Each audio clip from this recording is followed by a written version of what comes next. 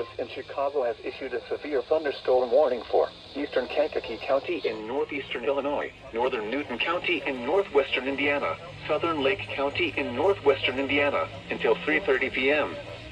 At 2:32 p.m., a severe thunderstorm was located near Hopkins Park, or near Moments, moving east at 40 miles per hour.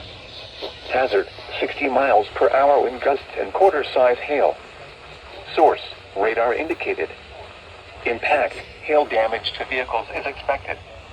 Expect wind damage to roofs, siding, and trees.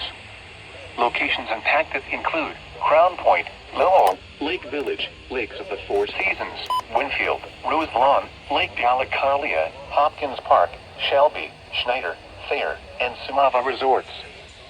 For your protection, move to an interior room on the lowest floor of a building.